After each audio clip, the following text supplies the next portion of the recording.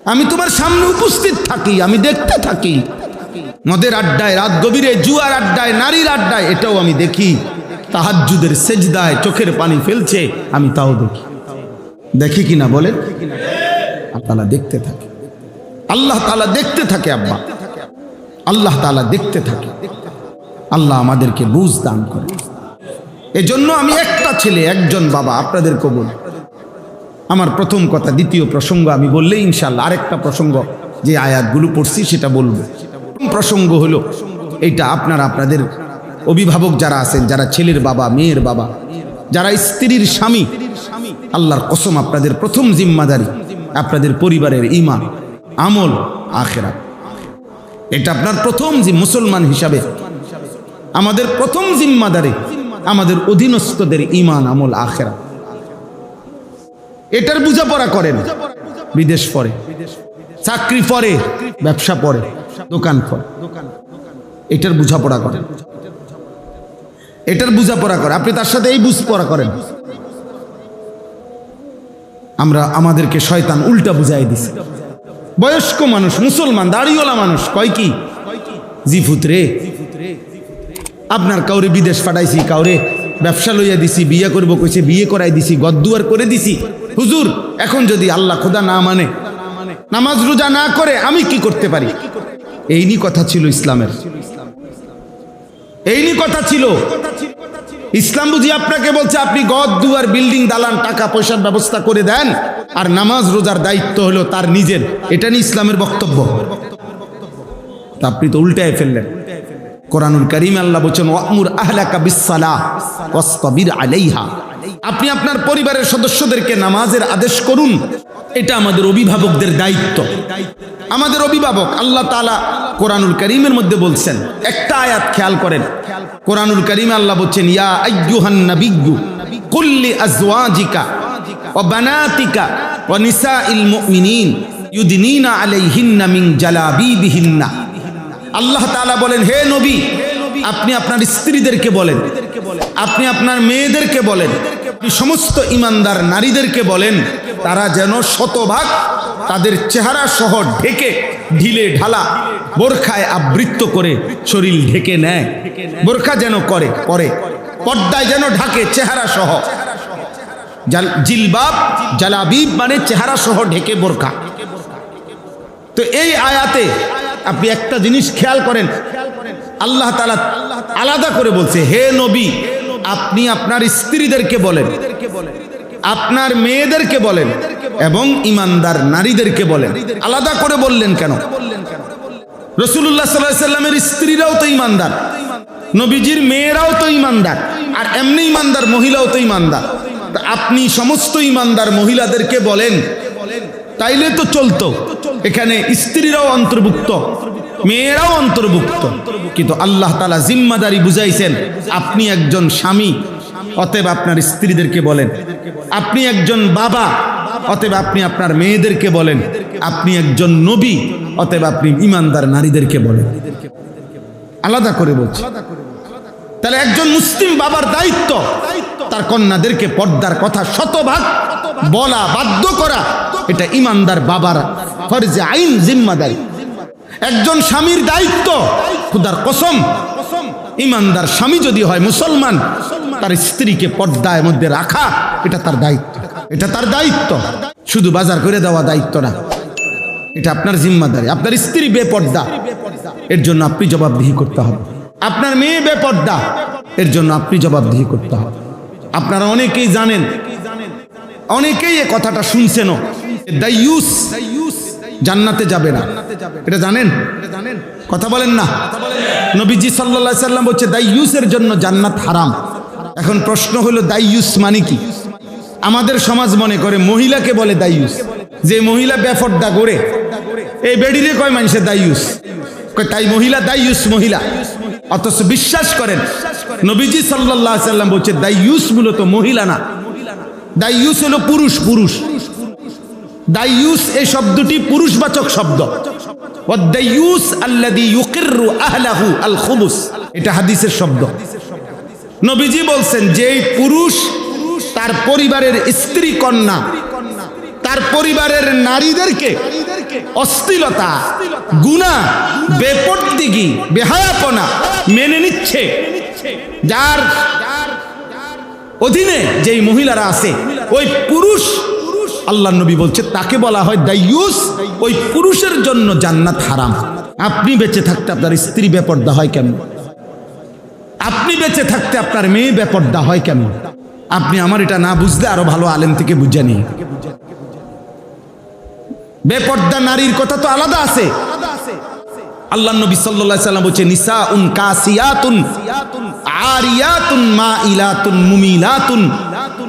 যে নারী কাপড় পরেও বেপর্দা, যে নারী এমন সাজে সাজে যার দ্বারা সে নিজেও চায় পুরুষ তার প্রতি আকৃষ্ট হোক আর পুরুষও তার প্রতি আকৃষ্ট হচ্ছে, আল্লাহ রাসূল সাল্লাল্লাহু আলাইহি সাল্লাম বলছে লা ইয়াদখুলনাল জান্নাতা ওয়ালা ইয়াজিদনা রিহাহা। এই নাফরমান বেপর্দা নারী জান্নাতে ঢুকবে না, এমনকি জান্নাতের ঘ্রাণও পাবে না। ওয়া ইন্না রিহাল জান্নাতা লা ইউজাদু মিন মাসিরাতি কাদা ওয়া কাদা। অথচ জান্নাতের ঘ্রাণ 500 বছর দূরত্বে থাকলেও ইমানদারের নাকে জান্নাতের ঘ্রাণ লাগবে।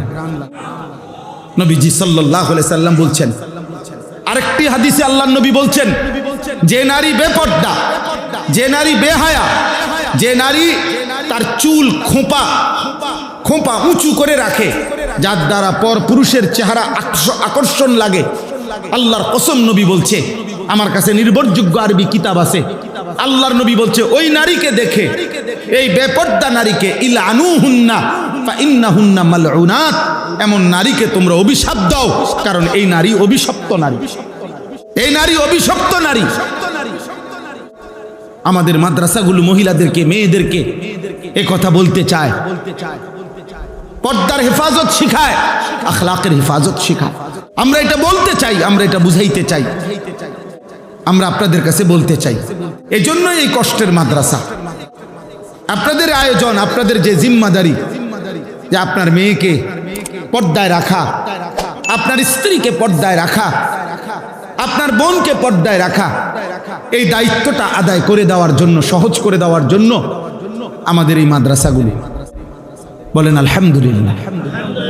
অতএব আপনাদের সবার অভিভাবকের কাছে এটা জিম্মাদারি। আর ছেলেদের কাছে হলো আমার কথা, এই প্রসঙ্গে শেষ তোমাদের সাথে কথা ভাই, এই পৃথিবীর, এই সমাজের, এই ঘরের, তোমার পাড়ার, মহল্লার, তোমার ঘরের, ফ্যামিলির কেউ যদি তোমার দিকে নজর না রাখে, মনে রাখো তারপরেও তুমি আল্লাহর হাত থেকে ছুটতে পারবা না। তুমি তোমার এমন সুন্দর জীবন নষ্ট করে দিও না, নিজের আখলাক চরিত্র নষ্ট করে দিও না। মনে করো বাবা খেয়াল করে নাই, মনে করো মা খেয়াল করে নাই, মনে করো গুনাহ করতে করতে করতে করতে এই সমাজের কেউ আর তোমার দিকে ফিরেও তাকায় নাই, ডাকে নাই, তাই বলে তুমি নষ্ট হয়ে যাবে না। একদিন তোমাকে একাই আল্লাহর সামনে পৌঁছতে হবে, আল্লাহর মুখোমুখি হয়ে তোমাকে জবাবদিহি করতে হবে, বান্দা আমার দেওয়া হায়াত, আমার দেওয়া রাত দিন আমার নাফরমানির রাস্তায় কেন ব্যবহার করেছো? আল্লাহ আমাদেরকে বুঝ দান করে। নওজোয়ান ভাই, তোমরাই কয়েকজন দাঁড়ায় রইলা, কি বুঝে? জায়গা না থাকলে যেমনি সুবিধা হয়, প্রয়োজনে নিজেদের জুতা একসাথ করে ওটার উপরে বসো। আল্লাহর কথা বসে শুনলে কলিজায় বসে, দিলে বসে, মনোযোগ দিয়ে শুনলে ফায়দা হয়। এর চাইতে মনোযোগ যদি না হয়, আগ্রহ যদি না থাকে, তার চাইতে না শুনলেই ভালো। মনে করো ভাইয়া, কেউ যদি মোবাইলের ব্যস্ততা ছাড়তেই না পারলা, তার চাইতে চলে গেলে ভালো। তোমার যেখানে সুবিধা হয়, নিরিবিলি কোনো জায়গায় তুমি মোবাইল টিপো, নিজেকে বরবাদ করো, অসুবিধা নেই, কারো সময় নাই তোমাকে নিয়ে থাইমা যাও। এই পৃথিবীর গতিতেই চলতেছে, যে আমরা যেমনই আচরণ করছি, সময় চলমান, সময় সময়ের গতিতেই চলতেছে। কারো হাসিতেও সময় থামে না, কারো কান্নাতেও সময় থামে না। আব্দুল কাদের জিলানির জন্য থামে নাই, ফেরাউন নমরুদের জন্য থামে। অতএব সময় সময়ের গতিতেই চলমান। ইমাম শাফিঈ রাহমাতুল্লাহি আলাইহি বলছেন, আল ওয়াক্তু সাইফুন ইন লাম তাকতাহু কাতাআকা। সময় হচ্ছে তরবারির মতো, তুমি যদি সময়কে না কাটো তো সময় তোমাকে কাটতে কাটতে চলে যাবে।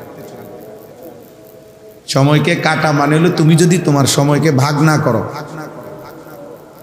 খাইবা কতক্ষণ, বিশ্রাম করবা কতক্ষণ, ইবাদত করবা কতক্ষণ, জিকির করবা কতক্ষণ, মেহনত করবা কতক্ষণ, এই যে এটা যদি ভাগ না করো, ভাগ করা মানেই কাটা।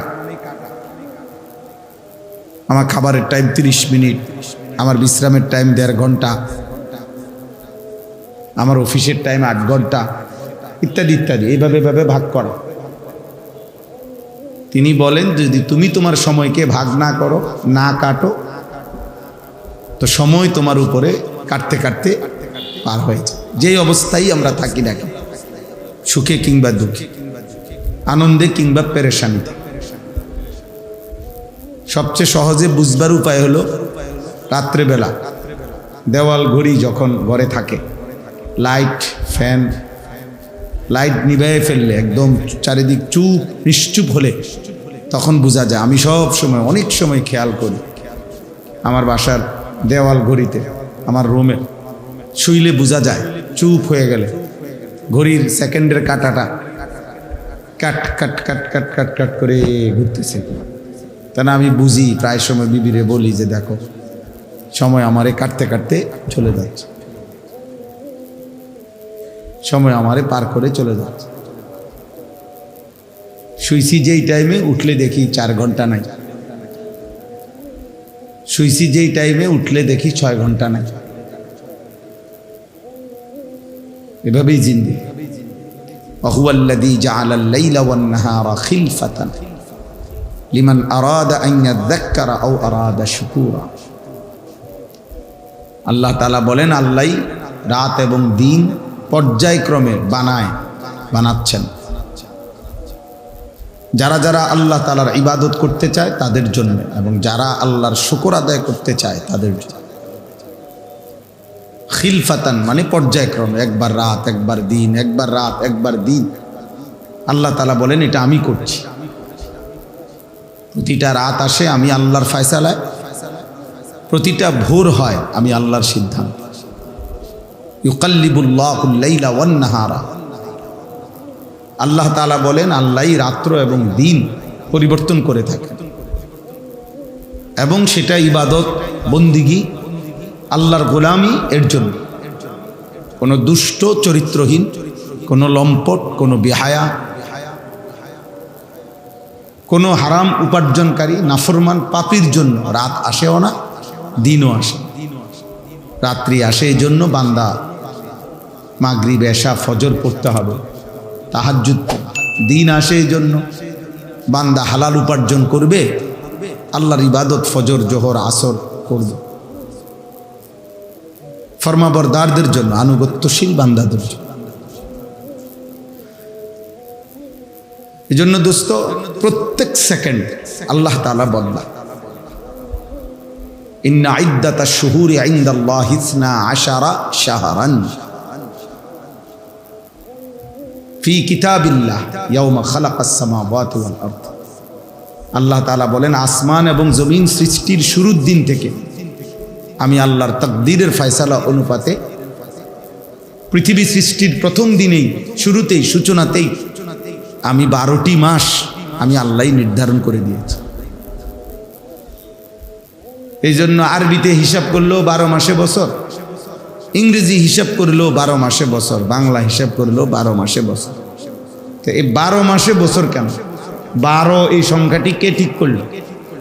আল্লাহ বলেন এটা আমি ঠিক করছি। কে ঠিক করেছেন? 12 শাহরান, 12 মাস। এই শব্দটা আল্লাহর নির্ধারণ।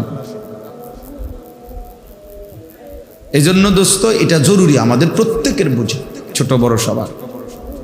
নওজোয়ান ভাই তোমরা এটা অনেকেই বোঝো না, তুমি মোটেই বোঝো না। সুস্থতার সময়টা বড় দাম, যৌবনের সময়টা বড় দাম। সমস্ত আম্বিয়া কেরাম, নবীগণ, কোরআনুল কারীমের মধ্যে আছে আল্লাহ তাআলা বলেন আমি যখন তাদেরকে যৌবনে পৌঁছাইলাম, তো এবারই আমি তাদেরকে সমস্ত জিম্মাদারি, মানুষকে আল্লাহর দিকে ফেরানোর দায়িত্ব তখনই শুরু করতে বললাম। সুস্থ সবল পূর্ণাঙ্গ, ওয়ালাম্মা বালাগা আশুদ্দাহু আতাইনাহু হুকমান ওয়া ইলমা।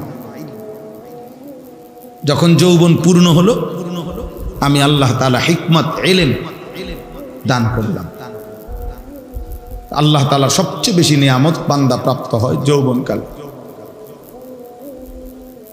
সুস্থ সবল কালে। কিন্তু আফসোস হলো বেঈমান দুশ্মন ধারাবাহিকভাবে আমাদেরকে একেবারে সামান্য একেবারে মামুলি গুনাহ, বেহুদা একেবারেই সামান্য কাজে আমাদের নওজোয়ানদের লক্ষ লক্ষ মিনিট সময় হায়াত শেষ করে। 8 ঘন্টায় হিসাব নিলে দেখবেন সর্বোচ্চ 1 প্লেট চটপটি খাইছে, 10 টাকার বুট বাদাম খাইছে, আর কিছুই করে না। 7-8 ঘন্টা পরে জিজ্ঞাসা করবেন যে আব্বা কি করছো তোমরা এই পর্যন্ত? কিছুই করে। 8 ঘন্টা, অথচ পৃথিবীতে আন্তর্জাতিক কর্মের ঘন্টা হলো 8 ঘন্টা।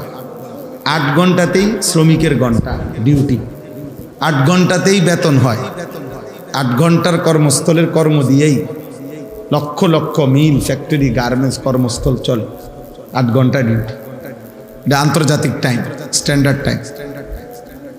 এর অতিরিক্ত কিছু করাইতে হইলে ওভার টাইম করতে হয়, অতিরিক্ত টাকা দিতে হয়। তাহলে 8 ঘন্টায় শ্রমিকের পুরা ফ্যামিলির উপার্জন আসে আল্লাহর পক্ষ থেকে দেয়। অথচ আমাদের অনেক মানুষ, অনেক ছেলে, তোমরা 8 ঘন্টা একটানা, 3টা তুমি বাইরে এসো, রাত 11টা, 8 ঘন্টা কি করছো? ঘুরছি গাড়ছি। কি করছো? তেমন কিছুই না। আফসোস, বদনসিব, দুর্ভাগ্য আব্বা, দুর্ভাগ্য। সুস্থ সবল মানুষ এত বোকা হয় না, এত বেওকুফ মানুষ হয় না। জন্তু জানোয়ার হইতে পারে, চতুষ্পদ জানোয়ার হইতে পারে, মানুষ হইতে পারে। 8 ঘন্টা মাটি কাটলেও ইনকাম হতো, 8 ঘন্টা বুট বাদাম বেচলেও ইনকাম হতো, 8 ঘন্টা মোবাইল টিফলা, বিনিময়ে অর্জন কি? বন্ধুদের সাথে আড্ডা দিলা, বিনিময়ে অর্জন কি? দুনিয়ার কি অর্জন, আখিরাতের কি অর্জন? আর কোন স্বাভাবিক মানুষ দুনিয়াবি কোনো ফায়দাও আসতেছে না, আখিরাতের কোনো ফায়দাও আসতেছে না, এমন কাজ করে কেন? না না না, এত উসাইড হয় কেন? থাক থাক, খালাস, সমস্যা নেই, চলুন।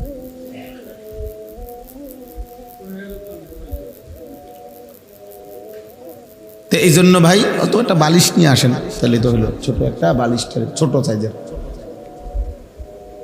তো এই জন্য আমি শুরুতে এটা প্রসঙ্গক্রমে বললাম আর কি, সময়ের বড় কদর করা উচিত, সময়ের বড় কদর করা উচিত। আমরা কিতাবে পড়ছি, একটা প্রসিদ্ধ কিতাব আছে কিমাতুজ জামান ইনদাল উলামা, যুগে যুগে জ্ঞানী গুণী ওলামাদের নিকট সময়ের কদর, আরবি কিতাব।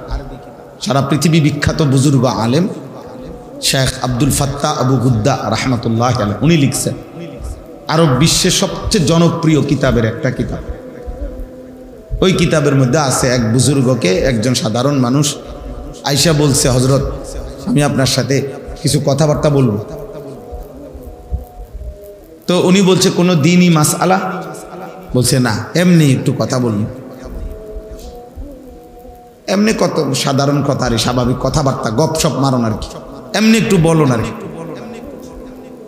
তখন তিনি বললেন যে তুমি সূর্যকে যতক্ষণ কথা বলতে চাও অতক্ষণের জন্য থামিয়ে রাখো, সূর্যকে থামাও। যদি তুমি থামায় রাখতে পারো তাহলে তুমি যতক্ষণ থামায় রাখতে পারবা আমি অতক্ষণ কথা বলবো, আর যদি না পারো তাহলে আমার হায়াতের 1 মিনিট বেহুদা নষ্ট করার কোনো অধিকার তোমার নাই। তুমি অনর্থক কথা আমার সাথে কেন বলবা?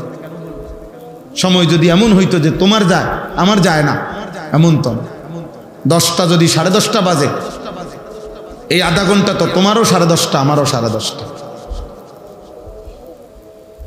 তাহলে আমারও তো আধা ঘন্টা সময় নিলা তুমি, আমার আধা ঘন্টা তুমি কেন নষ্ট করলে? কোরআনুল কারীমের মধ্যে আছে ভাই, কোরআনুল কারীমের মধ্যে আছে প্রত্যেক নাফরমান বান্দা, পাপী বান্দা, আজকের নাফরমান, কোরআনুল কারীমের মধ্যে আছে সেদিন খোদার কসম বারবার আল্লাহর কাছে মৃত্যুর দিন থেকে শুরু করে জাহান্নামে বারবার বারবার মালাকুল মউত আজরাইলকে যেদিন দেখবে কোনো পাপী, কোনো নাফরমান, সেই দিন থেকে শুরু করে জাহান্নামের আগুনে ঢুকা পর্যন্ত, জাহান্নামের জ্বলা অবস্থায়ও লক্ষবার কোটিবার আল্লাহর কাছে একটু সময় আরেকবার দুনিয়ায় আসার জন্য ফেরত চাইবে। কোরআনে বহু আয়াত আছে এই কথাটা, কিন্তু হাজারবার কোটিবার চাইলেও আল্লাহ তাআলা আর কোনো দিন 1 মিনিট সময় দুনিয়ার আর ফেরত দিবে, আর ফেরত দিবে। হাত্তা ইজা জা আহাদাহুমুল মাউতু ক্বালা রাব্বিরজিউন, আল্লাহ বলে নাফরমানের মৃত্যুর সময় যখন হয়, মালাকুল মউত আজরাইলকে যখন দেখে, তো তখন সে আল্লাহর কাছে বলে রাব্বিরজিউন, আল্লাহ কিছু সময়ের জন্য দুনিয়ায় ফেরত দেন। লাআল্লি আ'মালু সালিহান ফীমা তারাকতু, যে আমলগুলো ছুটে গেছে জীবনের, এবার যদি একটু সময় দেন আমি সেই নেক আমলগুলো করব। আল্লাহ বলবেন কাল্লা, কখনোই, আর কোনোদিন হবে না। মালাকুল মউত আজরাইলকে দেখাইয়া ফেললে আমি আর কাউকে ফেরত দেই না, আমি আর কাউকে ফেরত দেই না। একটা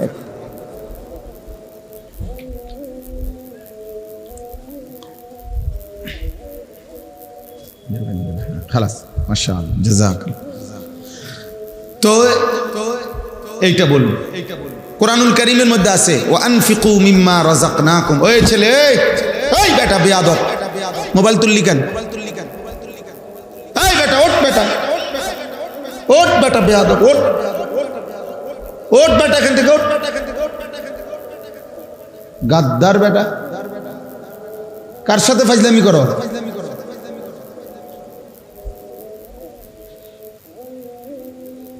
তোমার মতো ফালতু না শুনলে সমস্যা কি বেটা?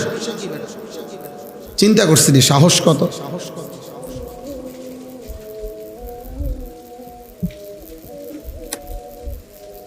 আমি স্পষ্ট হয়েছি, আমি এটা মেনে নেই না কোনোবার। আমি দরকার হলে আর ওয়াজে করতাম না আপনার এখানে, সমস্যা কি? কিন্তু আমি তো এটা নিষেধ করছি।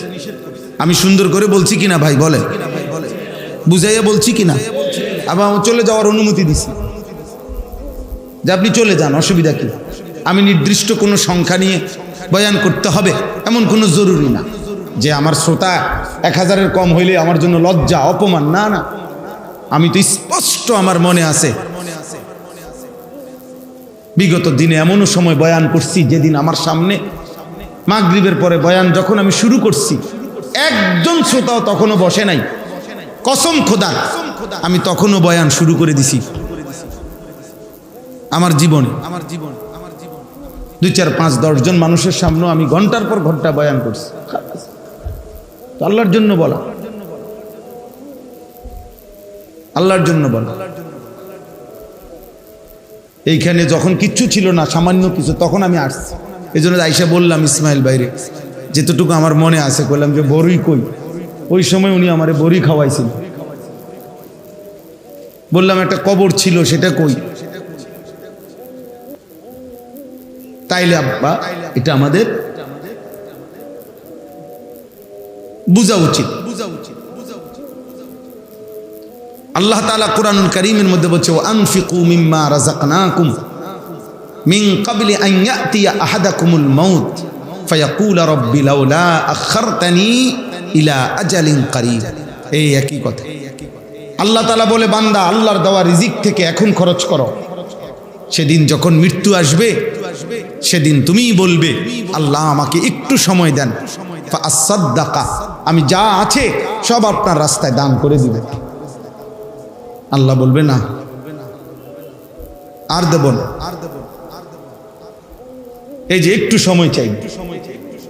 কোরআনুল কারীমের মধ্যে আছে, আল্লাহ তাআলা বলেন ওয়া আনদিরিন নাসা ইয়াউমা ইয়াতিহিমুল আযাব, ওয়া আনদিরিন নাস,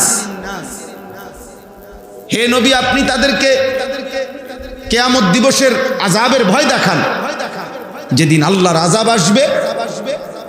ফায়াকুলুল লাযীনা যালামু রব্বানা আখিরনা ইলা আজালিন করিব, সেদিন হাসরের মাঠে পাপী বলবে আল্লাহ একটু সময়ের জন্য দুনিয়ায় ফেরত যেতে দেন। নুজিব দাওয়াতাকা, যদি দুনিয়ায় ফেরত যেতে দেন আপনার কথাগুলো মেনে নেব। ওয়া নাত্তাবিউর রাসূল, আপনার রাসূলের আনুগত্য করব। আমারে আরেকবার যাইতে, আমি ভুল করে ফেলছি, আমি ভুল করে ফেলছি। হাসরের ময়দানে বলবে। কোরআনুল কারীমের মধ্যে আছে ওয়ালাউ তারা ইদিল মুজরিমুনা নাকিসু রুউসিহিম ইনদা রাব্বিহিম, আল্লাহ বলে বন্ধু আপনি নিজ চোখে দেখবেন হাসরের ময়দানে নাফরমান নিজেদের মাথা নুয়ে আমি আল্লাহর সামনে দাঁড়িয়ে থাকবে আর বলবে রব্বানা আবসারনা ওয়া সামি'না ফারজি'না না'মাল সালিহান ইন্না মুকিনুন। আল্লাহ আমি হাসরের ময়দান চোখে দেখলাম, জাহান্নামের আযাবের কথা শুনলাম এবং সব কথা বিশ্বাস করলাম। ফারজি'না, একবারের জন্য দুনিয়ায় ফেরত যেতে দেন, না'মাল সালিহান, নেক আমল করুন। আল্লাহ বলবে না, হবে না বান্দা, আর হবে না, আর হবে না। কোরআনুল কারীমে আল্লাহ তাআলা বলেন প্রত্যেক জাহান্নামী জাহান্নামের ভীষণ আগুনে যখন টকবক করবে, উথরাবে, এই উতরানো অবস্থায় ঢেউ খেলা অবস্থায় জাহান্নামের আগুনে আল্লাহ তাআলার কাছে বলবে আল্লাহ, এক নম্বরে বলবে আল্লাহ আমাকে মৃত্যু দিয়ে দেন। আল্লাহ বলবে লা ইউকদা আলাইহিম ফায়ামুতু, না নাফরমান আর কোনোদিন মৃত্যু হবে না। এবার বলবেন হে আল্লাহ আপনি আমাকে তাইলে আযাব একটু কমিয়ে দেন, একটু বিরতি দেন, সপ্তাহে একদিন হোক, 24 ঘন্টায় 10টা মিনিট হোক, 2টা মিনিট হোক, আমারে একটা বার আগুন বিহীন নিঃশ্বাস ফেলতে দেন। আমি যার পারছি না মাওলা এই আগুন সইতে। ইয়াউমা তুকাল্লাবু বুজুহুহুমুন নার, আল্লাহ বলে বান্দা তোদের চেহারা তোদের গাল জাহান্নামের আগুনে উলট পালট করা হবে। বান্দা বলবে আল্লাহ একটু একটু ছাড় দেন।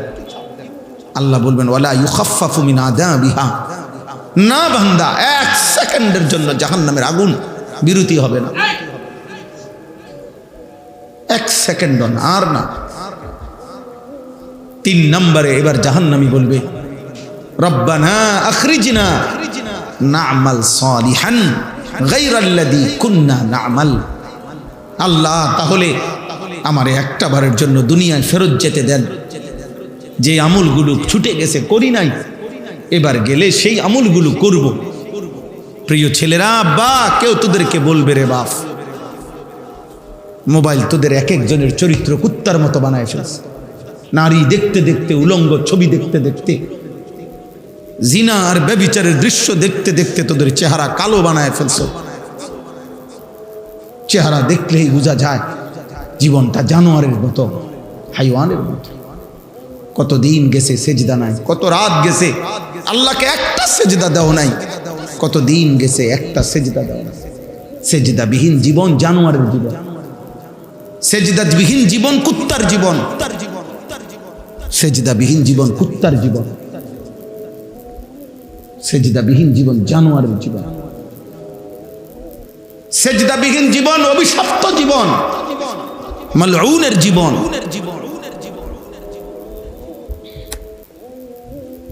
কেউ মনে করায় নাই অশ্লীলতা, গুনাহ, নাফরমানি পাগল বানায় দিছে, তোমরা পাগল বানায় দিছে। বাপ তোমার মুসলমান, চুল তোমার বেঈমান, পরিচয় তোমার মুসলমান, কিন্তু চোখে তোমার শুধুই নাফরমান, নারী, ছবি, জিনা, ব্যভিচার, অশ্লীলতা, বেহায়াপনা। তো আল্লাহ তাআলা বলবেন আওয়ালাম নুআম্মিরকুম মা ইয়াতাযাক্কারু ফীহি মান তাযাক্কারা। আল্লাহ বলবে বান্দা যেটুকু সময় দিলে ইবাদত করতে পারতা ওইটুকু সময় আমি দিয়েছি। আওয়ালাম নুআম্মিরকুম, জোহরের ওয়াক্ত আমি দেই নাই? আমি কি তোমাকে হায়াত দেই না? ফজরের ওয়াক্ত আমি দেই নাই? আমি কি আসরের ওয়াক্ত দেই নাই? আমি কি সময় দেই নাই? 1টা বাজে আজান হয়েছে জোহরের, 4:30 বাজে আসরের আজান হয়েছে, 3.5 ঘন্টায় কি জোহরের নামাজ পড়তে পারতা না? 1.25 ঘন্টায় কি 4 রাকাত ফজরের নামাজ পড়তে পারতা না? 5 ঘন্টায়ও কি এশার নামাজ পড়তে পারতা না? আমি কি সময় দেই নাই? কোন সময় চাচ্ছ?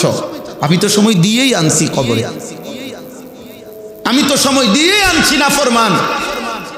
ওয়াজাআকুমুন নাদির, শুধু সময় দেই নাই, লক্ষবার কোটিবার আমি আল্লাহর পক্ষ থেকে আমার ভয় প্রদর্শনকারী বান্দা, এক জমানা নবী রাসূল, আরেক জমানা উলামা আউলিয়া আমি তোদের কাছে পাঠিয়েছি।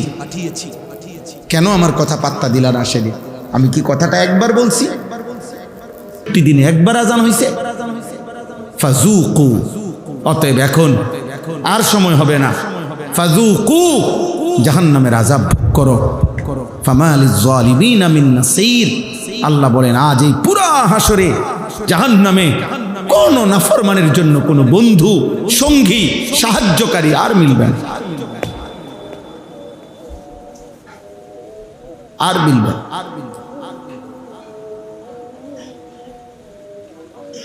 প্রিয় ভাই আমার, বাবা আমার, অতএব হায়াত একবারই, জীবন একবারই। এটুকু সময়ের যদি আমরা কদর না করি আর মিলবে না। এজন্য বললাম রাত এবং দিন পার হচ্ছে, ঘন্টা মিনিট সেকেন্ড চলেই যাচ্ছে, চলেই যাচ্ছে আমাদের জীবন থেকে। প্রতি ঘন্টা, প্রতি মুহূর্ত, প্রতি মিনিট, প্রতি সেকেন্ড অনাদরে, অবহেলায় আমাদের হায়াত থেকে হারিয়ে যাচ্ছে। আমাদের শরীর প্রতি মুহূর্তে হয় মৃত্যুর দিকে, নয় দুর্বলতা, অসুস্থতার দিকেই যাচ্ছে। হয় মরতে হবে, নয়তো ধীরে ধীরে কি হইতে হবে? দুর্বল, অসুস্থ, বৃদ্ধ, এটাই হইতে হবে। এটাই আমাদের পরিণতি, এটাই আমাদের গন্ধ। আওয়ালাম নুআম্মিরু ওমান নুআম্মিরহু নুনাক্কিসহু ফিল খালক। আল্লাহ বলে যাকে আমি হায়াত লম্বা দিয়েছি তাকে আমি আবার প্রথমবারের মতো দুর্বল বানায় ফেলছি। প্রথম যখন ছোটবেলা ছিল তখন যেমন দুর্বল ছিল, আবার যখন লম্বা হায়াত দিয়া 70 বছর পর্যন্ত হায়াত দিছি, এবার আবার আগের মতো দুর্বলই কি বানায় ফেলছি। 70 বছরের বুড়া এখন দুর্বল, 80 বছরের বুড়ো চাচা এখন দুর্বল। লিকাইলা ইয়ালামা মিন বাদি ইলমিন শাইআ।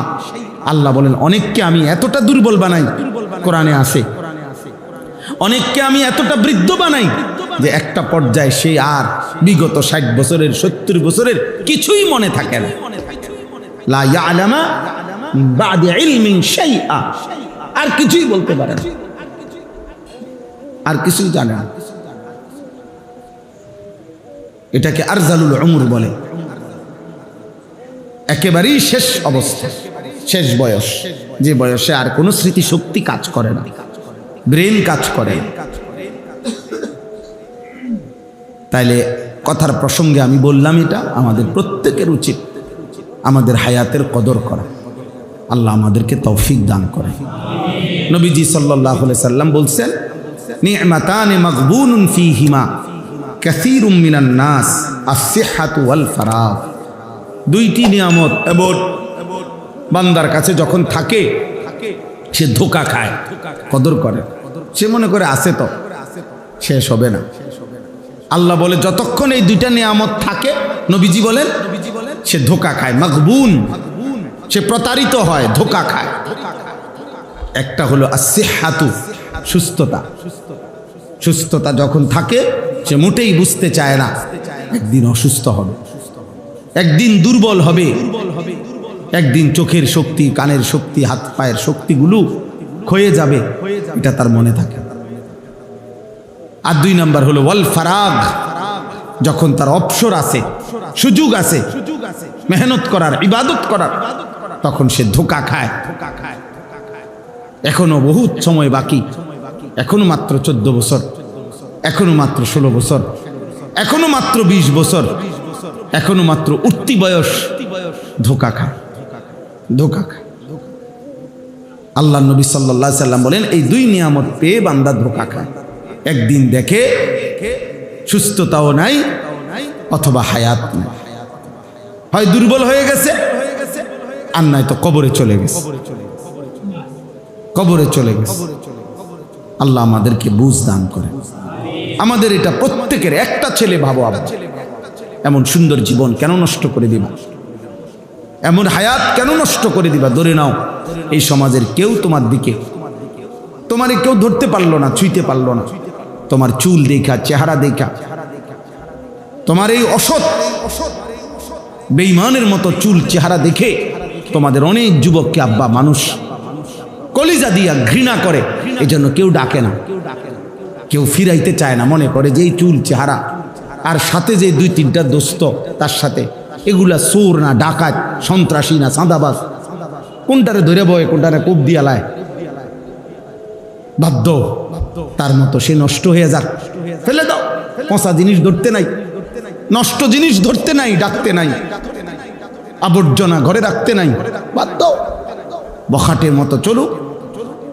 যার কারণে এই সমাজ তোমাদের অসংখ্য ছেলেকে ভুলে গেছে রে বাপ, ভুলে গেছে। কেউ আর ডাকে না, কেউ ডাকে না। আলহামদুলিল্লাহ, আমার ছোট্টবেলায় মনে আছে, আমাদের ছোটবেলায় দুপুরবেলা পুকুরে গোসল করতে গেছি,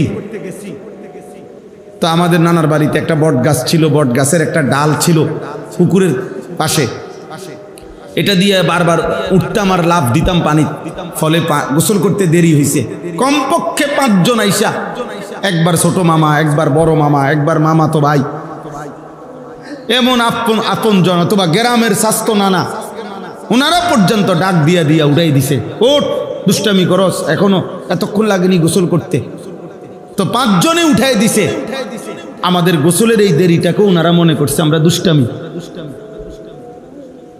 এটা সৌভাগ্য আব্বা, এমন অভিভাবক জুটছে যাদের, যে যাদেরকে ফেরাইয়ে দিছে। আর এখন দুর্ভাগ্য তোমাদের, দুর্ভাগ্য 365 দিনে, খোদার 1 বছরে মুসলমান মা বাবার ঘরে ঘুমাইয়া এমন দুর্ভাগা যে কেউ তোকে কোনোদিন একদিন ফজরের নামাজের জন্য কেউ ডাকে নাই, যে হায় মুসলমানের সন্তান আল্লাহকে সেজদা করবি কোন দিন। তোর দুর্ভাগ্য, তোর কপাল খারাপ, তোর মন্দ কপাল, তোর কপাল মন্দ, তোর কপালে এমন মা জোটে নাই, তোর কপালে এমন বাবা জোটে নাই। আফসুস বেটা, আফসুস, আফসুস, দুর্ভাগ্য। বাপে অপেক্ষা আছে, বাপ অপেক্ষায় আছে, একটু বড় হয়ে গেল, পয়সা কামানোর টাইম হইতে আছে, পয়সা কামাই করা মোতারে দিয়ে হয় বিদেশ নয় দেশ। টেহার দরকার, টাকার দরকার। কত লাগবো কোন বিদেশ যাইতে? 12 লাখ, 15 দিনের ভিতরে ব্যবস্থা করে দিন। 18 লাখ, অসুবিধা নাই, টাকার দরকার। তে আমার টাকা উপার্জনের বেশি নেই, তারে আমি কামে লাগাই, তাহলে আমার বাইক বিল্ডিং হইব, জমি কিনতে পারবো। বুঝেন নাই? তো তুমি যেমন তোমার মা বাবার কলিজার মধ্যে তোমার জন্য স্বপ্ন পেল। আফসোস, আমি বিদেশ যাইতে খারাপ বলি নাই, বিদেশ যাওয়া নিষেধও বলি নাই। কোরআনুল কারীম আল্লাহ বলছে ফামশু ফি মানাকিবিহা, আমার জমিনের যেখানে মন চায় তুমি সেখানে যাও। কিন্তু আল্লাহ ভুল্লা কেন? নামাজ ভুল্লা কেন? মালিক ভুল্লা কেন? আল্লাহ শুধু বলছে অকুলু মির রিজকি, পৃথিবীর যেখানে মন চায় আমার রিজিক তুমি ভোগ করো, কিন্তু ওয়া ইলাইহিন নুশুর, শুধু এতটুকু মনে রেখো আমি আল্লাহর কাছে ফিরতে হবে। কার কাছে ফিরতে হবে? আল্লাহর কাছে ফিরতে হবে। আল্লাহ বলছে কুল হুয়াল্লাযী যারাআকুম ফিল আরদ ওয়া ইলাইহি তুহশারুন। হে নবী আপনি বলেন এই বিশ্বময় আমি আল্লাহ তোমাদেরকে ছড়িয়ে দিয়েছি। 800 কোটি মানুষ আমি এক জায়গায় দাঁড় করায় রাখি নাই। 18 কোটি বাংলাদেশের মানুষ আমি এক জায়গায় রাখি নাই। আমি আল্লাহ সিস্টেম করে, কেউ কুমিল্লা, কেউ সিলেট, কেউ চিটাগাং, কেউ উত্তরবঙ্গ, আমি ছড়িয়ে দিয়েছি। বর্ণে ভিন্ন, রত্নে ভিন্ন, ভাষায় ভিন্ন, পৃথিবীময় আমি ছড়িয়ে দিয়েছি। তবে এটা মনে রেখো, আবার ইলাইহি তুহশারুন, আমি আল্লাহর নিকটেই আবার হাসরের মাঠে আমি জমা করে ফেলব, আমি গুটায়ে ফেলবো, আমি একত্র করে ফেলব। এজন্য দোস্ত, আল্লাহর থেকে ছুটবা কেমনে? আমার না তো, আমার থেকে না, তুমি আড়াল হইলা, এই মানুষ থেকে আড়াল হইলা। তোমরা নারী দেখতে গিয়ে পৃথিবীকে আড়াল করলা, মোবাইলের উলঙ্গ ছবি দেখতে গিয়ে গোটা দুনিয়ার থেকে লুকাইলা, কিন্তু আসমানওয়ালারে লুকাইবা কেমনে? এই মুসলমানের বাচ্চা, বলো না, ওই মালিককে লুকাইবা কেমনে? আলা ইয়ালামু মান খালাক, আল্লাহ বলে, বান্দা, যিনি সৃষ্টি করেছেন তিনি জানবেন না তার সৃষ্টি কখন কোথায় কি করছে? কথা বলে না, আল্লাহ জানবে না? তিনি দেখেন না? ওমা তাকুনু ফি শানিন ওমা তাতলু মিনহু মিন কুরআনিন ওয়ালা তা'মালুনা মিন আমালিন ইল্লা কুন্না আলাইকুম শুহুদান ইয তুফিদুনা ফীহি। আল্লাহ বলে, বান্দা, তুমি যেখানেই থাকো না কেন, তুমি আমার কোরআন যেটুকুই পড়ো না কেন, যখন তুমি যেই আমলই করো না কেন, যাই তুমি করো, যখন করতে থাকো, আমি আল্লাহ তোমার সামনেই থাকি। যাই করো, যখন করতে থাকো, আল্লাহ কোথায় থাকে? কুন্না আলাইকুম শুহুদান, আমি তোমার সামনে উপস্থিত থাকি, আমি দেখতে থাকি। মদের আড্ডায়, রাত গভীরে জুয়ার আড্ডায়, নারীর আড্ডায়, এটাও আমি দেখি। তাহাজ্জুদের সেজদায় চোখের পানি ফেলছে, আমি তাও দেখি। দেখি কিনা বলেন? আল্লাহ তাআলা দেখতে থাকে, আল্লাহ তাআলা দেখতে থাকে। আব্বা, আল্লাহ তাআলা দেখতে থাকে। আল্লাহ আমাদেরকে বুঝ দান করে। এজন্য আমি একটা ছেলে, একজন বাবা, আপনাদেরকে বলি, আমার প্রথম কথা। দ্বিতীয় প্রসঙ্গ আমি বললে ইনশাআল্লাহ আরেকটা প্রসঙ্গ যে আয়াতগুলো পড়ছি সেটা বলবো। প্রথম প্রসঙ্গ হলো এইটা, আপনারা আপনাদের অভিভাবক যারা আছেন, যারা ছেলের বাবা, মেয়ের বাবা, যারা স্ত্রীর স্বামী, আল্লাহর কসম, আপনাদের প্রথম জিম্মাদারি আপনাদের পরিবারের ঈমান, আমল, আখিরাত। এটা আপনার প্রথম মুসলমান হিসাবে আমাদের প্রথম জিম্মাদারি, আমাদের অধীনস্থদের ঈমান, আমল, আখিরাত। এটার বোঝাপড়া করেন। বিদেশ পরে, চাকরি পরে, ব্যবসা পরে, দোকান পরে, এটার বোঝাপড়া করেন, এটার বোঝাপড়া করে। আপনি তার সাথে এই বুঝপড়া করেন। আমাদেরকে শয়তান উল্টা বুঝাই দিছে। বয়স্ক মানুষ, মুসলমান, দাড়িওয়ালা মানুষ কয় কি, জি ফুতরে, আপনার কাউরে বিদেশ পাঠাইছি, কাউরে ব্যবসা লইয়া দিছি, বিয়ে করব কইছে, বিয়ে করাই দিছি, গদ্দুয়ার করে দিছি। হুজুর, এখন যদি আল্লাহ খোদা না মানে, নামাজ রোজা না করে, আমি কি করতে পারি? এইনি কথা ছিল ইসলামের, এইনি কথা ছিল। ইসলাম বুঝি আপনাকে বলছে আপনি গদ্দুয়ার, বিল্ডিং, দালান, টাকা পয়সার ব্যবস্থা করে দেন, আর নামাজ রোজার দায়িত্ব হলো তার নিজের। এটা নিয়ে ইসলামের বক্তব্য। তা আপনি তো উল্টায় ফেললেন। কোরআনুল কারীমে আল্লাহ বলেন, ওয়া'মুর আহলাকা বিস-সালাহ ওয়াসতাবির আলাইহা। আপনি আপনার পরিবারের সদস্যদেরকে নামাজের আদেশ করুন এবং নিজেও নামাজের উপরে মজবুত। ভাইয়া, তোমরা এই জায়গাটা কষ্ট দিচ্ছ কেন মানুষকে? এই যে এই মানুষরা যাইতে চায়, তোমাদের কষ্টের কারণে যাইতে পারছে না, এটার কি অর্থ আছে? তোমরা পিছনে যায় বসো, নলে চলে যাও, একটা কিছু করো। তামসা দেখলে তো তামসা দেখছই, এখন চলে যাও। আমার কোনো অসুবিধা নাই, একজন শুনলে আমি যেটুকু বলার চেষ্টা করছি এটুকু বলে যাব ইনশাআল্লাহ। জি ভাই, অতএব এটা আমাদের অভিভাবকদের দায়িত্ব। আমাদের অভিভাবক আল্লাহ তাআলা কোরআনুল কারীমের মধ্যে বলছেন, একটা আয়াত খেয়াল করেন। কোরআনুল কারীমে আল্লাহ বলছেন, ইয়া আইয়ুহান নাবিয়্যু কুল্লি আজওয়াজিকা ওয়া বানাতিকা ওয়া নিসাইল মুমিনিন ইউদনিনা আলাইহিন্না মিন জালাবিবিহিন্না।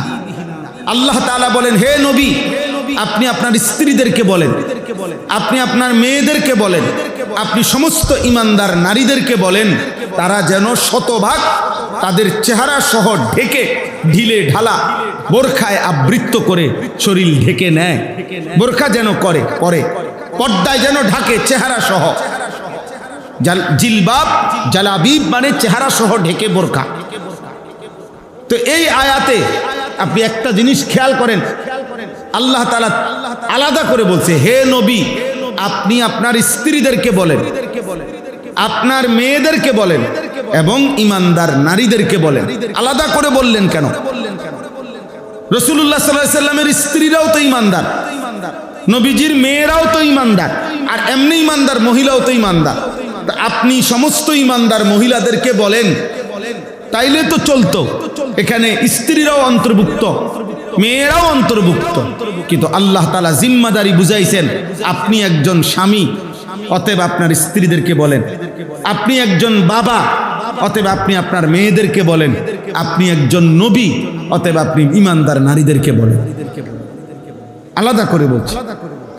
তাহলে একজন মুসলিম বাবার দায়িত্ব তার কন্যাদেরকে পর্দার কথা শতভাগ বলা, বাধ্য করা, এটা ঈমানদার বাবার ফরজে আইন, জিম্মাদারি।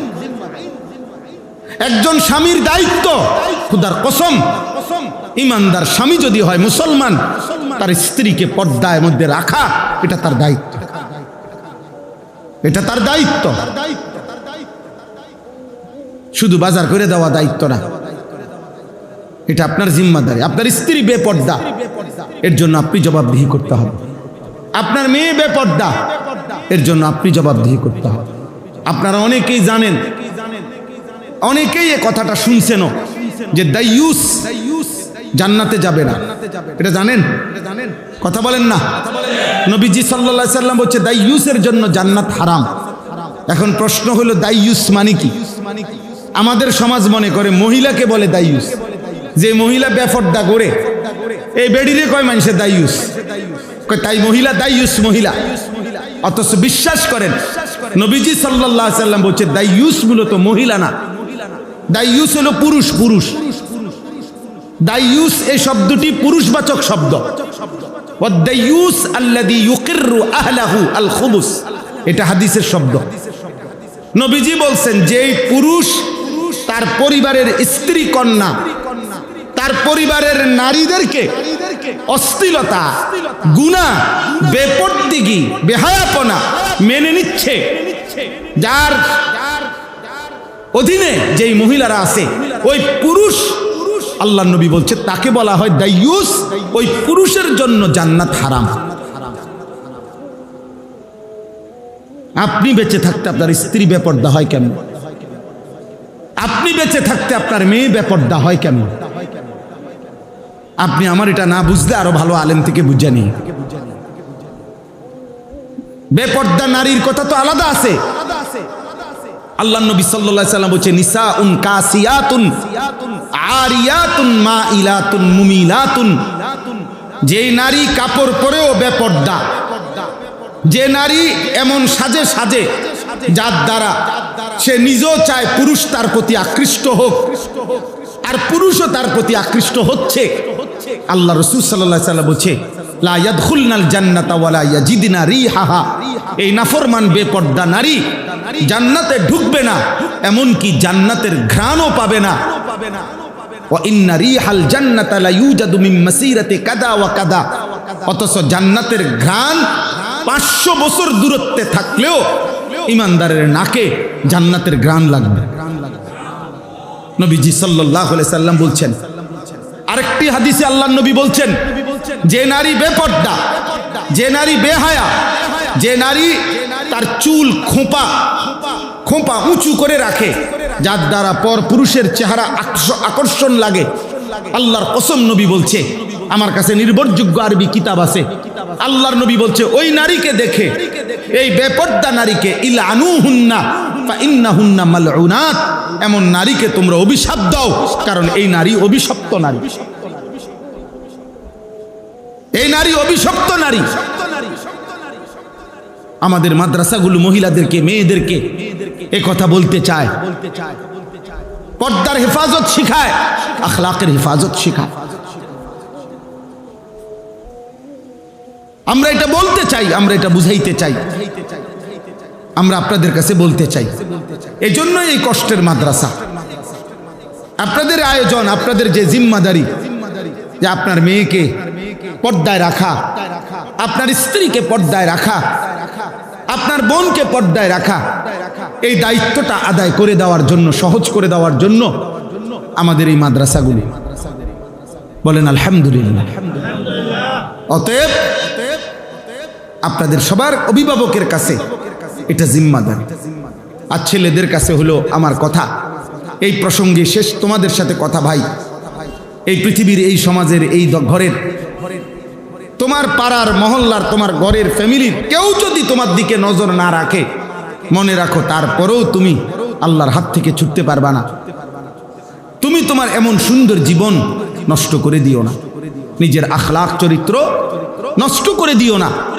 মনে করো বাবা খেয়াল করে নাই, মনে করো মা খেয়াল করে নাই, মনে করো গুনাহ করতে করতে করতে করতে এই সমাজের কেউ আর তোমার দিকে ফিরেও তাকায় নাই, কেউ ডাকে নাই, তাই বলে তুমি নষ্ট হয়ে যাবে না। একদিন তোমাকে একাই আল্লাহর সামনে পৌঁছতে হবে, আল্লাহর মুখোমুখি হয়ে তোমাকে জবাবদিহি করতে হবে। বান্দা, আমার দেওয়া হায়াত, আমার দেওয়া রাত দিন আমার নাফরমানির রাস্তায় কেন ব্যবহার করেছো? আল্লাহ আমাদেরকে বুঝ দান করেন। এবার দ্বিতীয় প্রসঙ্গ, আর অল্প একটু কথা, আমার কথা তাইলেই শেষ হয়ে যাবে। দ্বিতীয় প্রসঙ্গ হলো এখন হজ এবং কোরবানির মৌসুম। এই মুহূর্তে জিলকদ মাসের আজকে 22 তারিখ গেছে, চলতেছে। তাইলে এখন হলো হজ এবং কোরবানির মৌসুম। আর কয়দিন পরেই হজ, কয়দিন পরেই কোরবানি।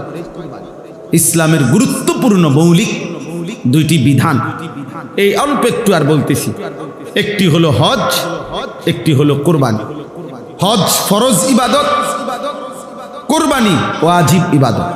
অতএব প্রথম কথা হলো হজ এবং কোরবানি আদায় করার ক্ষেত্রে যেহেতু এটা ফরজ এবং ওয়াজিব, অতএব এখানে আপনার ইচ্ছা এটা যথেষ্ট না, বরং এটা শরীয়তের নির্ধারিত বিধান। নির্দিষ্ট পরিমাণ শরীয়তের সম্পদ থাকার ফলে কোনো ব্যক্তির উপরে হজ ফরজ হয়, কোরবানি ওয়াজিব হয়। এক্ষেত্রে আপনার মন চাইলেও ফরজ, আপনার মন না চাইলেও ফরজ। আপনার প্রস্তুতি থাকলেও আপনার উপরে ফরজ, প্রস্তুতি না থাকলেও আপনার জন্য ফরজ। অতএব হজ একটি ফরজ বিধান। আমাদের সমাজের কোটি কোটি মুসলমান একেবারে ইচ্ছা করে, খামখেয়ালি করে, অসংখ্য মুসলমানের উপরে হজ ফরজ, কিন্তু ইচ্ছা করে না বুঝার ভান করে।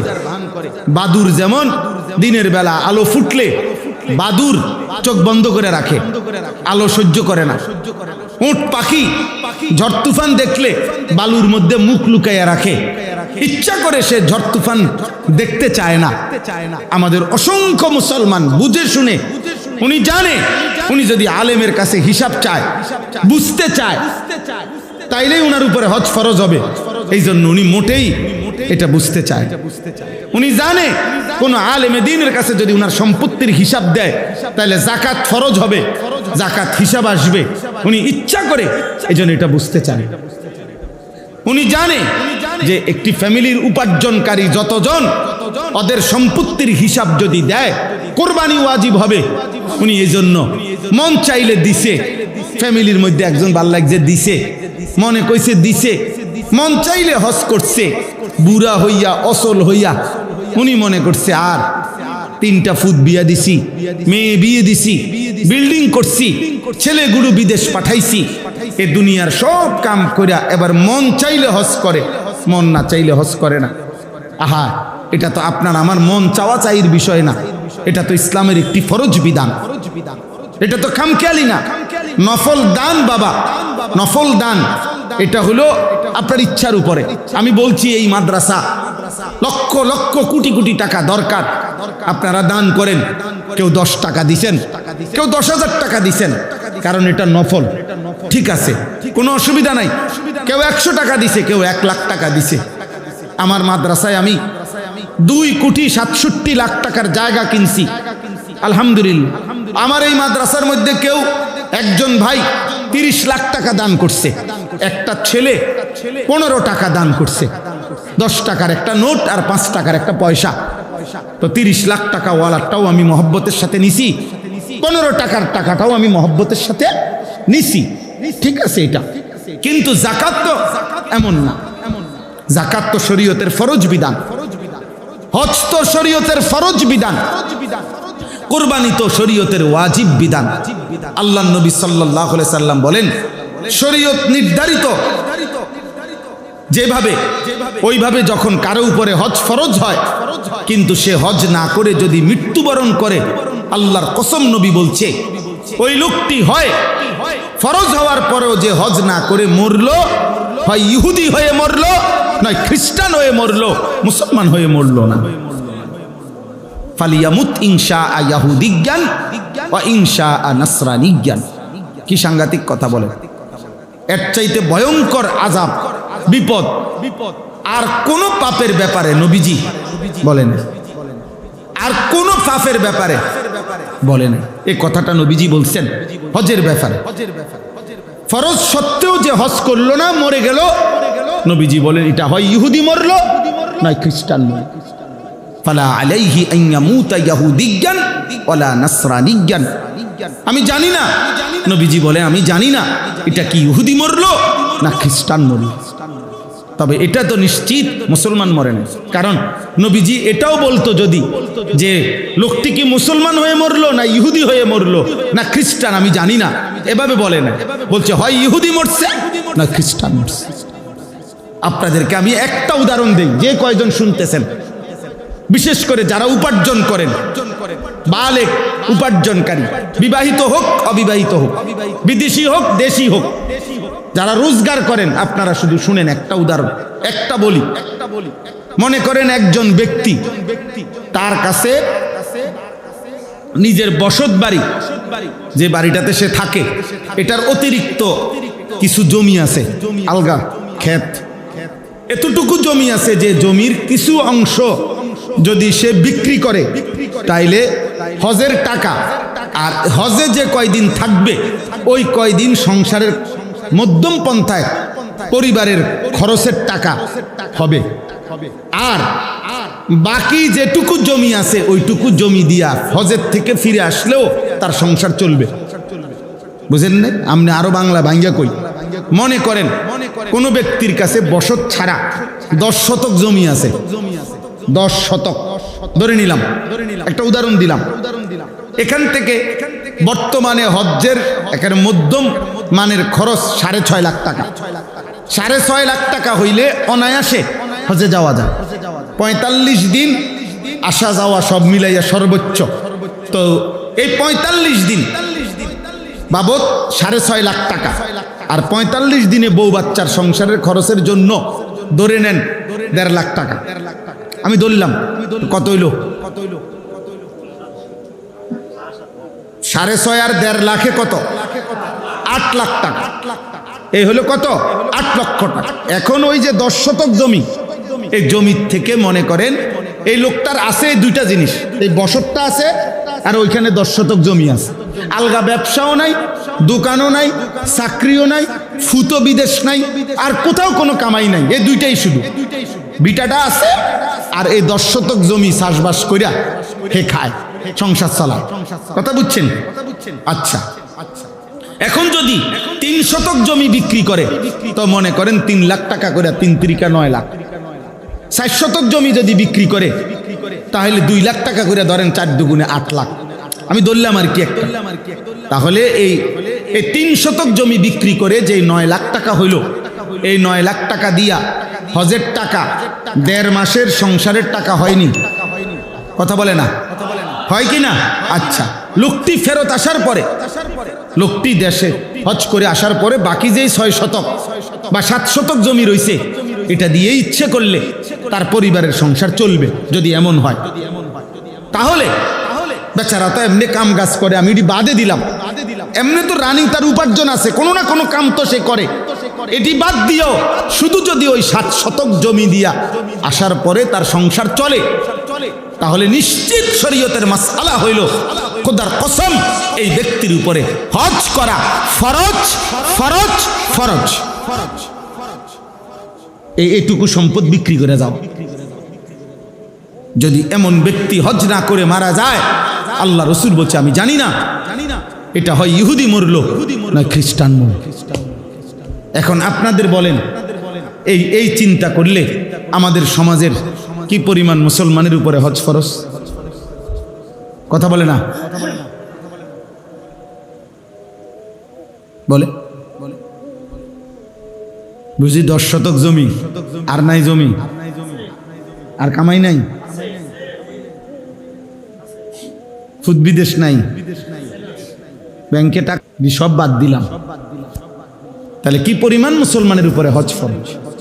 খামখেয়ালি, বললাম না খামখেয়ালি।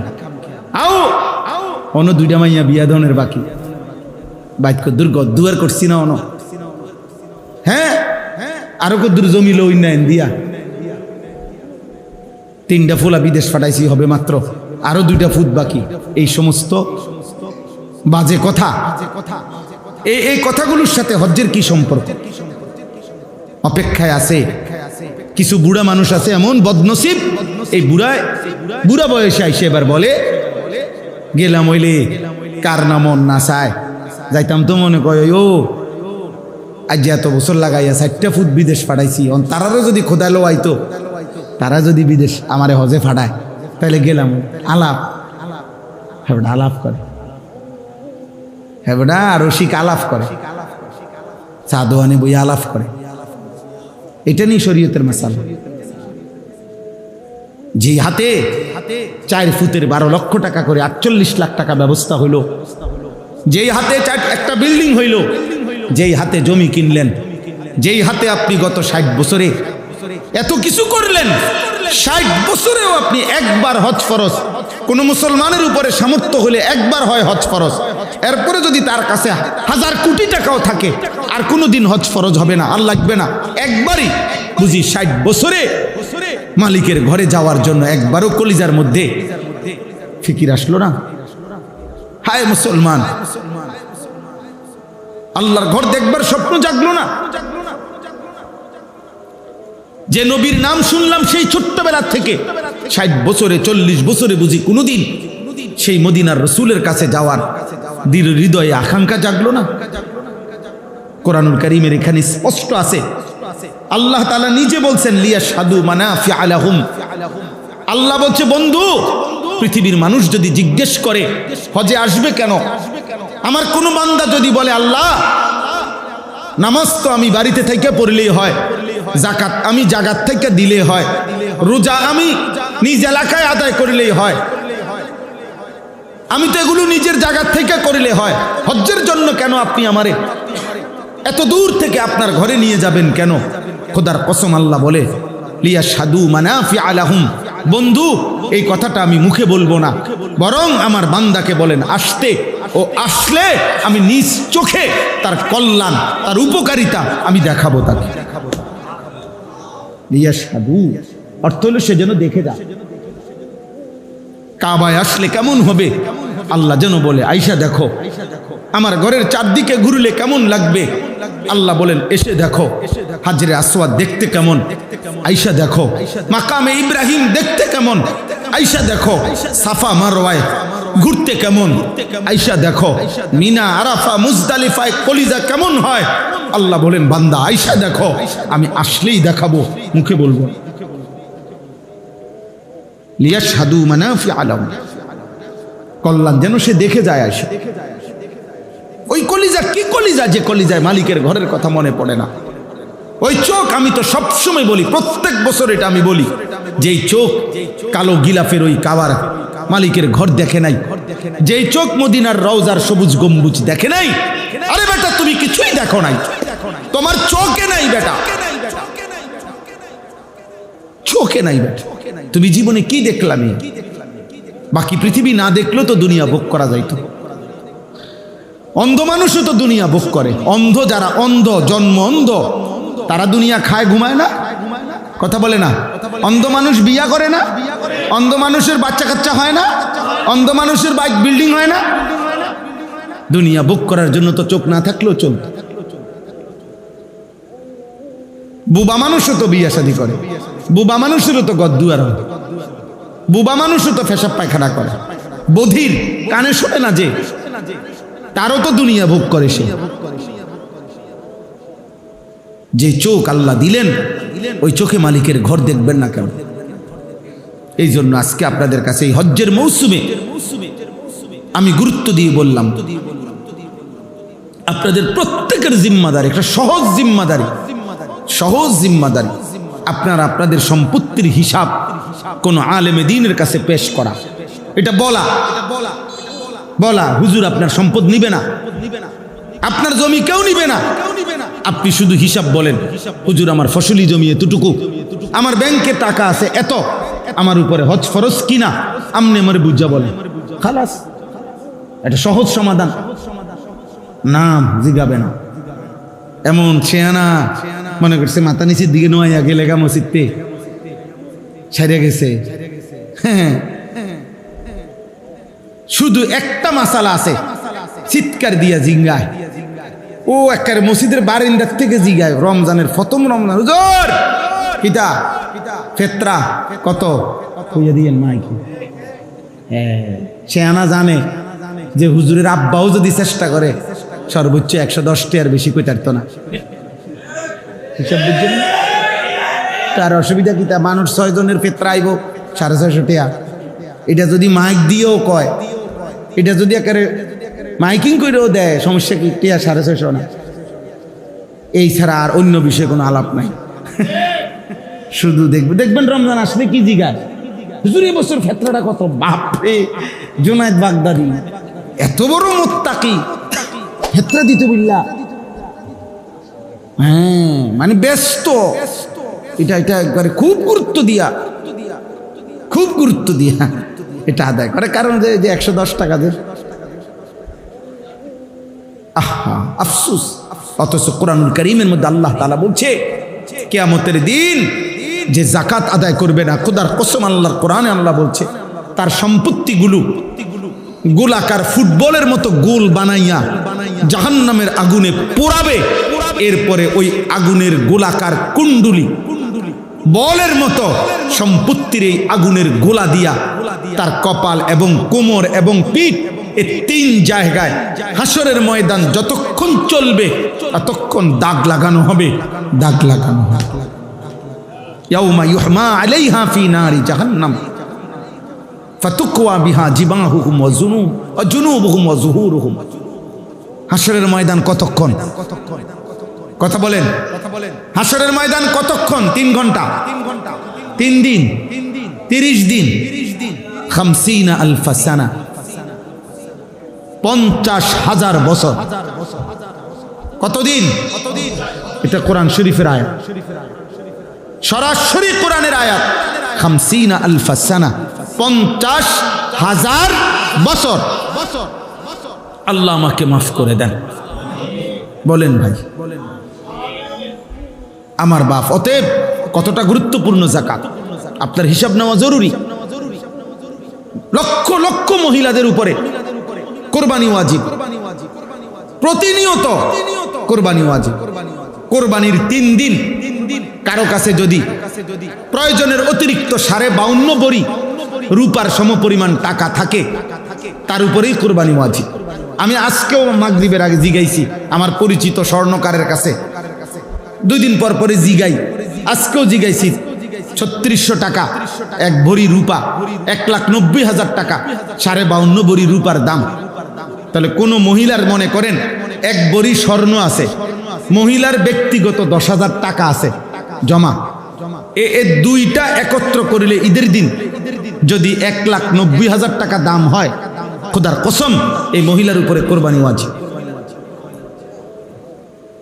এখন বলেন 1 বড়ি স্বর্ণ আর 10,000 টাকা একত্র করলে 1,90,000 হবে নি? কথা বলে না? বেশি হবে। 1 বড়ি স্বর্ণের দাম তো 2 লাখ টাকার উপরে। বলে 7.5 ভরি স্বর্ণ কি? 7.5 ভরি স্বর্ণ হলো যেই মহিলার কাছে 1 তোলা রূপাও নাই, 5,000 10,000 টাকাও উদ্ধৃত জমা নাই, শুধু স্বর্ণ আছে, শুধু স্বর্ণ, স্রেফ স্বর্ণ, ওই মহিলার স্বর্ণের হিসাব হইল 7.5 ভরি। আর যদি স্বর্ণ আছে, টাকা আছে, স্বর্ণ আছে, কিছু রূপা আছে, তাহলে দুইটা মিলাইয়া 52.5 ভরির রূপার হিসাব করতে হবে, তাহলেই কোরবানি ওয়াজিব। তাহলে বলেন তো কি পরিমাণ মহিলার উপরে কোরবানি ওয়াজিব? কই আমরা আদায় করি? কথা বলেন না, আদায় করি আমরা?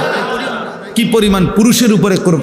ওই ছেলে বিদেশ থেকে টাকা পাঠাইছে বাইত কোরবানির সময় 30,000 টাকা বাপমার নামে কোরবানি দিছে। কিও তোমার কোরবানি দিছুনি? হ্যাঁ দিছি, আমরা বাইত কোরবানি দিছে, হেরার বাইত কোরবানি দিছে। আপনাকে বাইত নি কোরবানি দিতে কইছে না? যত জনের উপরে কোরবানি ওয়াজিব হয় এত জনের কোরবানি দেওয়া। তো তোমার কাছে না 1,90,000 টাকা জমা আছে আর অতিরিক্ত, তো তোমার উপরে যে কোরবানি ওয়াজিব তো সেটা কই? বাড়িতে যেটা দিছে তো তোমার আব্বার নামে না দিছে, তোমার মায়ের পক্ষ থেকে না দিছে, তো তোমার কোরবানি? কথা বলেন। কয় যে আমি বাড়ির যে টাকা দিছি, তো তুমি যে বাড়ির টাকা দিছো তুমি তো টাকা সারা বছরই দাও, তুমি অন্য সময় টাকা দাও না। কথা বলেন না, তো তুমি মা বাবার জন্য দিবা না? ও মা, তুমি তো মা বাবার খেদমত করছো, সেটা ভিন্ন কথা, সেটা তো তুমি গত 3 মাস আগেও দিছো টাকা, এখনো দিছো, কিন্তু তোমার কোরবানি কই? লক্ষ লক্ষ যুবকের কোরবানি দেয় না, খবরও নাই। ওই ঢাকা চাকরি করে 1 ফুট, গ্রামে ব্যবসা করে 1 ফুট, হেতে 12,000 এতে 15,000 মিল্লা দিয়া আব্বা দেন, যে যা ফাটছি দিছি কোরবানি দেন। আমরা ঘরে তো কোরবানি হচ্ছে গোস্ত না খাওন, কোরবানি মানে গোস্ত খাওয়া। তাহলে তোমার কাছে 1,90,000 টাকা আছে না? তো এই বেটার কাছে আছে না, ব্যবসা করে যে, তো এখানে কোরবানি ওয়াজিব তো 3 জনের উপরে, বাপের উপরেও ফুত 2 জনের উপরেও, কই 3 জনের কোরবানি হবে, করতে হবে না? তো আপনি দিয়ে 1 জনের কোরবানি দিলেন, কথা বুঝছেননি আমার? হুজুর আমরা এক চুলা অন ভিন্ন হয়েছি না, না ভিন্ন না হলে অন ভিন্ন হয়ে যান। আপনি ভিন্নর লগে কিতা কোরবানির সাথে আপনি ভিন্ন হয়েছেন না হয়েছেন এটা কি কথা বুঝেন না? কোরবানির আগের দিন রাত 12টার আগে আগে ভিন্ন হয়ে যান, এটা কোনো কথা না। ছেলেটা বিয়ে করে নাই, হুজুর অনফুলাকা বিয়েই করে নাই, এতে কি কোরবানি না? এতে কোরবানি নাই। এটা কে বলছে আপনারা? ইবলিসে বলছে, ইবলিস। বিয়ের জন্য তো বিবাহিত অবিবাহিত কোনো মাসালা না, বালেগ হওয়া, উপার্জনকারী হওয়া, এটা না বিষয়। সে না বিয়ে করুক, তার ওই সম্পত্তি থাকার কারণে, ওই পরিমাণ টাকা থাকার কারণে তার উপরে কোরবানি আছে, এটা বিয়ে তো বিষয় না। বুঝলেন কিনা আপনারা? তাহলে আমরা সংক্ষেপে বললাম, শুধু অর্থ হইল আপনারা আপনাদের খামখেয়ালি করবেন না। নফল আমলে আপনি কম বেশ করতে পারেন। ওই যে বললাম উনি 10,000 টাকা দিছে, আপনি 100 টাকা দিছেন, ঠিক আছে, এটা নফল, দান সাদাকা। কিন্তু কোরবানি এটা দান সদকা না, হজ এটা দান সদকা না, যাকাত এটা দান সদকা না, এটা ফরজ ইবাদত। এটা কি বলেন না? ফরজ ইবাদত। এটা খামখেয়ালি করলে হবে, এটা খামখেয়ালি করলে হবে না।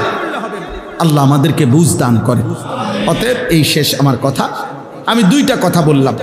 1 নম্বর কথা বললাম অভিভাবক এবং সন্তান, আপনারা সবাই নিজ নিজ জায়গায় নিজের ঈমান আমল আখিরাতের ব্যাপারে ফিকির করবেন, বলেন ইনশাআল্লাহ। প্রিয় ভাই নওজোয়ান, শেষ পর্যন্ত তোমরা যে কয়জন ছেলে টিকছ আল্লাহ তোমরা কবুল করেন। প্রিয় ভাই আবারও অনুরোধ করছি, দোস্ত আমার, জীবনটা এমন সুন্দর নষ্ট করো না। কেউ মনে না রাখলেও আল্লাহর আড়াল থেকে তুমি সরতে পারবা না। এই সমাজ বড় বেশি মুসিবতের আছি আমরা। আগামীর পৃথিবী চাচ্ছে। এই আমরা কিছুদিন আগেও পড়ছি, ইউরোপের নতুন চেষ্টা হইতেছে সারা বিশ্ববাসীকে কথা বুঝানো, you will own nothing and be happy. এটা নতুন একটা স্লোগান ওদের, অর্থাৎ আপনার কোনো কিছুর উপরে কোনো মালিকানা থাকবে না, কিন্তু আপনি সুখী থাকবেন। আপনার সমস্ত প্রয়োজন যখন যা চাহিদা পূরণ হবে, আপনার কোনো চাহিদা অপূর্ণ থাকবে না, আপনার কোনো মালিকানাও থাকবে না। বেঈমানদের ষড়যন্ত্র হলো এটা। তোমার নারী দরকার, তোমার কাছে নারী পৌঁছলেই হলো। তোমার জিনা দরকার, তোমার মদ দরকার, জুয়া দরকার, তোমার যখন যা দরকার, এটা হালাল না হারাম, এটা জায়েজ না না জায়েজ, তোমার খাদ্য দরকার, খাবার দরকার, এটা বৈধ পশু না ও হারাম, তোমার এত কিছুর দরকার নাই। আপনার কোনো নিজস্ব মালিকানা নাই। এই দিকে খুব দ্রুত গতিতে এগুচ্ছে, চেষ্টা করছে হালাল হারামের টোটালি বিভেদ। আমার বাংলাদেশে প্রকাশ্যে দিবালোকে সমকামীরা প্রকাশ্যে দিবালোকে স্লোগান দেয়, ছেলে ছেলে, মেয়ে মেয়ে, তারা স্বামী স্ত্রীর যেভাবে বন্ধন এইভাবে তারা থাকতে চায়। এই বাংলাদেশে বেটা, এই বাংলাদেশে, এই বাংলাদেশে, এবং সেটা আজ থেকে 20 বছর আগে না, 20 দিন আগে, 30 দিন আগে। হ্যাঁ, নতুন করে আগে আমরা সারা জীবন লিঙ্গ পরিচয়ের মধ্যে লেখা ছিল হয় পুরুষ নয় মহিলা, একটার মধ্যে টিক দিতে হইতো নাকি, মেল কিংবা ফিমেল, এটা ছিল না। এখন 4টা, এই দেখবেন সবার কাগজে কিছুদিনের মধ্যে। অর্থাৎ এটাও একটা যে আমি আমার পরিচয় দিতে চাচ্ছি না, অথবা আমি ট্রান্সজেন্ডার বা ভিন্ন কিছু, স্বাধীনতা দিচ্ছে। কোন পুরুষ বলবে আমি মূলত পুরুষ না, আমি মহিলা, মহিলা বলবে আমি মূলত মহিলা না, আমি পুরুষ। আব্বা এই জন্য বললাম, অসভ্যতার দেখছো কি, নোংরামির দেখছো কি, বেবিচারের কি দেখছো, আরো দেখবা, আরো দেখবা। যে যেদূর নষ্ট হইছ অপেক্ষা করো, যদি এ পথেই থাকো দেখবা পৌঁছা গল্লা গন্ধ ছুটব। চলতে থাকো, কোনো অসুবিধা নাই, একদিন দেখবা দুর্গন্ধ ছুটছে গায়ে, একদিন দুর্গন্ধ ছুটবে, একদিন আর হালাল পবিত্র কোনো নারীর সন্ধান পাবে না। এটাই সমস্যা। সবার নজর, সারা বিশ্বের নজর, আমার দেশেরও সবার নজর কওমি মাদ্রাসা। কওমি মাদ্রাসা বাইরে গেছে, কওমি মাদ্রাসা বাইরে গেছে। কওমি মাদ্রাসাটা যেমনি হোক কণ্ঠরোধ করে দাও, শ্বাসরোধ করে দাও। সবার নজর, সবাই মন্তব্য, আমরা বেশি বাইরে গেছি। কারণ উম্মতের শেষ চিৎকার দিচ্ছি আমরা যে হে আল্লাহর বান্দা ফেরো। গুনাহ ইজ্জত দেয় না, গুনাহ সুখ দেয় না, হারাম কোনোদিন তৃপ্তি দেয় না। এখনো উলামায়ে কেরাম চিৎকার দিচ্ছে মাঠে ময়দানে, আর নাফরমান মুরতাদ আল্লাহদ্রোহীরা চেষ্টা করছে আমাদেরই কণ্ঠরুদ্ধ করে দিতে। কোরআনুল কারীমের মধ্যে আছে, আল্লাহ বলছে কুল আরাআইতুম ইন আহলাকানি আল্লাহু, জি এটাই, কুল আরাআইতুম ইন আহলাকানি আল্লাহু ওয়া মান মাইয়া আও রাহিমানা ফামান ইউজিরুল কাফিরিনা মিন আযাবিন আলীম। আল্লাহ নবীকে বলছে, বন্ধু আপনি বেঈমান কাফেরদেরকে বলেন, হে কাফেররা, তোমরা যে প্রতিনিয়ত নাফরমানি করছো, কুফর, শিরিক, মূর্তি পূজা, চুরি, ডাকাতি, জিনা, ব্যভিচার, মদ, জুয়া, নারী, অশ্লীলতা, বেহায়াপনা, তোমরা যে চাচ্ছ আমার অকল্যাণ, তো আল্লাহ বলে নবী আপনি বলেন, হে বেঈমান, আমি নবী মুহাম্মদ আর আমার অনুসারীরা, আমি যদি সবাইকে নিয়ে আমি যদি মরেও যাই অথবা বেঁচেও থাকি, মনে করো আমি শেষ হয়ে গেলাম, তো আমি যদি দুনিয়া থেকে শেষ হয়ে যাই হইলাম আর কি, কিন্তু তোমাদের এই পাপ এবং নাফরমানির জন্যে আল্লাহর হাত থেকে তোমাদেরকে কে বাঁচাবে? এটা কোরআন শরীফের আয়াত। আচ্ছা ঠিক আছে, আমি চলে গেলাম, আর মাদ্রাসা বন্ধ হয়ে গেল আর কি, মসজিদগুলো বন্ধ হয়ে গেল আর কি, এই মোল্লা মৌলবী সব ব্রাশ ফায়ারে গুলি দিয়ে শেষ হয়ে গেল আর কি। কিন্তু এরপরে তোমাদের জিনা, ব্যভিচার, মদ, জুয়া, তোমাদের সুদ, ঘুষ, তোমাদের কিস্তি, তোমাদের হারাম, তোমাদের চরিত্রহীনতার জন্যে যে পাপ হচ্ছে, তো আল্লাহর হাত থেকে কে বাঁচাবে? কথা বলেন না, বলো না একটা ছেলে, ভাই বলো, মনে করো আমরা মরেই গেলাম, তো এতে করে তুমি কবরের আযাব থেকে বাঁচা যাবে? মনে করো মাদ্রাসা বন্ধ হয়েই গেল, সারা বাংলাদেশের কওমি মাদ্রাসা, তো এতে করে বাকি মানুষগুলো জাহান্নামের আযাব থেকে বাঁচা যাবে? তো আমি মরলেই কি বাঁচবে? এটাই আয়াতের কি সাংঘাতিক কথা দেখছেন। ইন আহলাকানি আল্লাহু ওয়া মান মাইয়া আও রাহিমানা ফামান ইউজিরুল কাফিরিন। আল্লাহ আমাদেরকে মাফ করে দেন। চলো ভাই আল্লাহর দিকে ফিরি। আগামীর পৃথিবীতে ইসলামই আমাদের শেষ ঠিকানা, আল্লাহর সেজদাই আমাদের শেষ গন্তব্য, সেজদাই আমাদের কামিয়াবি। হাদিসের মধ্যে আছে, নবীজি বলেন, বান্দা যখন সেজদা করে ফাজআলা শাইতানু ইয়াবকি ইতাযালা শাইতানু ইয়াবকি। নবীজি বলেন বান্দা যখন সেজদা করে, ইমানদার, খোদার কসম, নবীজি বলেন শয়তান তখন কাঁদতে থাকে। ইয়াবকি, শয়তান কাঁদে, শয়তান কাঁদে।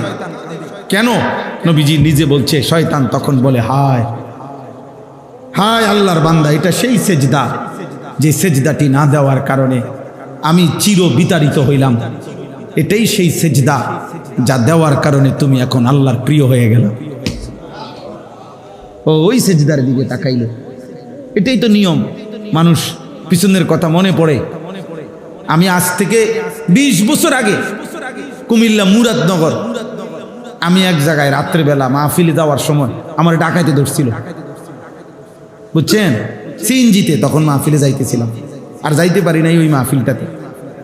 ডাকাতে ধরছিল, আমার সাথী ড্রাইভার সবাই সব কিছু নিয়ে গেছিল, অনেকক্ষণ দাঁড় করাইয়া ফেরত দিয়ে দিছে।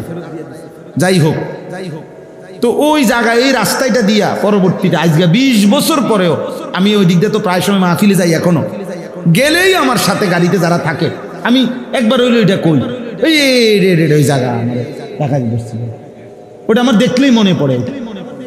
ইবলিস সেজদা দেখলেই মনে পড়ে, সেজদা দেখলেই কাঁদে, হায় এই সেই সেজদা যে সেজদা একবার না দেওয়াতে আমারে বিতাড়িত করে দিছে।